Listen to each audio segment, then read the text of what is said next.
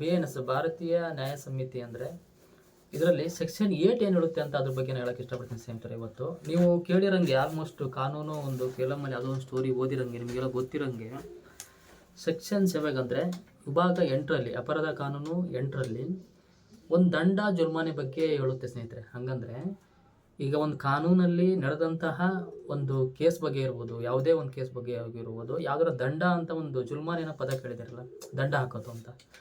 ಈ ರೀತಿಯಲ್ಲಿ ಜಡ್ಜ್ಮೆಂಟಲ್ಲಿ ದಂಡ ಹಾಕಬೇಕು ಅಂತ ಒಂದು ಬಂದರೆ ಆ ಸಂಬಂಧಪಟ್ಟ ವಿಷಯನೆಲ್ಲ ಫುಲ್ ಇಂಡೆಪ್ತ್ ಆಗಿ ಸೆಕ್ಷನ್ 8 ಹೇಳುತ್ತೆ.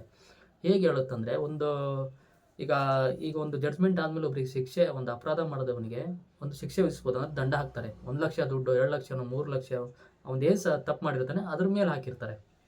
ಅದ್ಮೇಲೆ ಹಾಕಿದಾಗ ಇದರಲ್ಲಿ ಏನು ಮಾಡ್ತಾರೆ, ದಂಡ ಅವನೇನು ಕೊಡಲಿಲ್ಲ ಅಂದರೆ ಅವ್ರು ಶಿಕ್ಷೆನೂ ಮಾಡ್ಬೋದು ಅವರಿಗೆ. ಈಗ ಒಬ್ಬರೇನೋ ಅಪರಾಧ ಮಾಡಿರ್ತಾರೆ, ಎಲ್ಲ ಎವಿಡೆನ್ಸ್ ಪ್ರೂಫ್ ಆಯಿತು, ಪ್ರೂಫ್ ಆದಮೇಲೆ 1 ಲಕ್ಷ ಒಂದು 1 ಲಕ್ಷ ಫೈನ್ ಅಂತ ಹಾಕಿರ್ತಾರೆ, ಜುಲ್ಮಾನೆ ಅಂತ ಕಾನೂನಲ್ಲಿ ಹಾಕಿದ್ದಾರೆ ಅಂತ ತಿಳ್ಕೊಳ್ಳಿ. ಹಾಕಿ ಆದಮೇಲೆ ಅವ್ರೇನಾದ್ರು ಕೊಡಲಿಲ್ಲ, ಸರಿಯಾಗಿ ಇಷ್ಟೊಂದು ಟೈಮ್ ಕೊಟ್ಟಿರ್ತಾರೆ, ಆ ಟೈಮಲ್ಲಿ ಕೊಡಲಿಲ್ಲ ಅಂದರೆ ಅವ್ರು ಅದನ್ನು ಏನೇನು ಮಾಡ್ಬೋದು ಅಂದರೆ ಅವ್ರನ್ನ ಶಿಕ್ಷೆಗೆ ಒಳಪಡಿಸ್ಬೋದು. ಇಷ್ಟು ದಿನ ಅಥವಾ ಇಷ್ಟು ವರ್ಷ, ಇಷ್ಟು ಮಂತು ಅಂತೇಳಿ ಅವರಿಗೆ ಜೈಲು ಶಿಕ್ಷೆ ಮಾಡ್ಬೋದು. ಅಥವಾ ಅವರು ಸಂಬಂಧಪಟ್ಟಂಗೆ ಜಾಸ್ತಿ ಅಮೌಂಟ್ ಇತ್ತು, ಒಂದು 5 ಲಕ್ಷ 10 ಲಕ್ಷ ಅವ್ರು ದಂಡ ಕೊಡಬೇಕು, ಕಾನೂನಿಂದ ಜಡ್ಜ್ಮೆಂಟ್ ಆಗಿದೆ ಅಂತ ಬಂದರೆ ಅವ್ರು ಏನು ಮಾಡ್ತಾರೆ, ಅವ್ರ ಆಸ್ತಿ ಮುಟ್ಟುಗೋಲು ಹಾಕೋಬಿಡ್ತಾರೆ.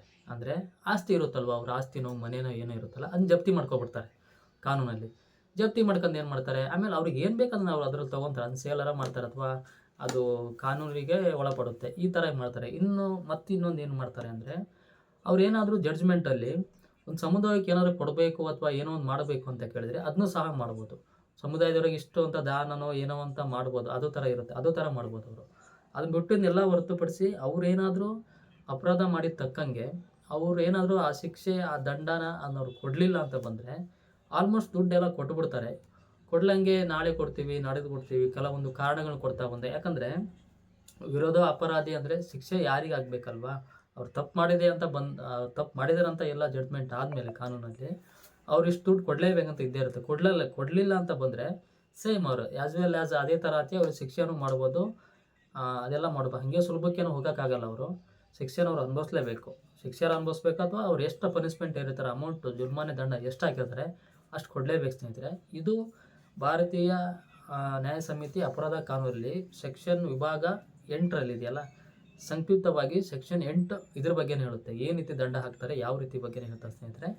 ಈ ವಿಷಯ ಇವತ್ತು ನಾನು ಹೇಳ್ತೀನಿ ಸ್ನೇಹಿತರೆ. ಇನ್ನು ಮುಂದೆ ಯಾವ ರೀತಿ ಬರುತ್ತೆ, ಸೆಕ್ಷನ್ 9ರಲ್ಲಿ ಯಾವ ರೀತಿ ಇರುತ್ತೆ ಅದು ಇದನ್ನ ಹೇಳೋಕ್ಕೆ ಇಷ್ಟಪಡ್ತೀವಿ ಅಂದರೆ ಸ್ನೇಹಿತರೆ.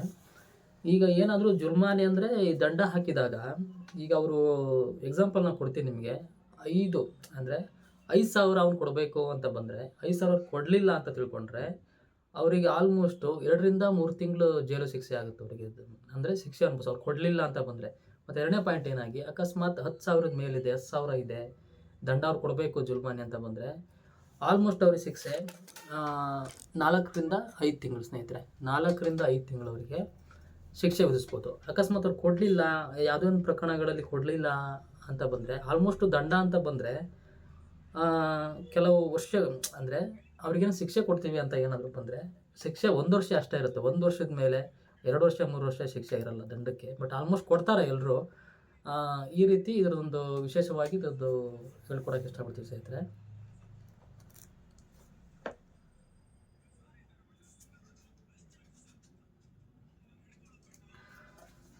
ಸ್ನೇಹಿತರೆ ಇನ್ನೊಂದು ನಾನು ಹೇಳೋಕ್ಕೆ ಇಷ್ಟಪಡ್ತೀನಿ ನಿಮಗೆ. ಇದು ಕೇಸ್ ಮುಗಿಬೇಕಂದ್ರೆ ಆ ಜುಲ್ಮಾನೆ ಅಮೌಂಟ್ ಎಲ್ಲ ಕ್ಲಿಯರ್ ಆದಮೇಲೆ ಕೇಸ್ ಮುಗಿಯೋದು. ಅದು ಕ್ಲಿಯರ್ ಆಗಿಲ್ಲ ಅಂದ್ರೆ ಕೇಸ್ ಮುಗಿದಿರಲ್ಲ, ಹಂಗೆ ನಡೀತಾನೆ ಇರುತ್ತೆ.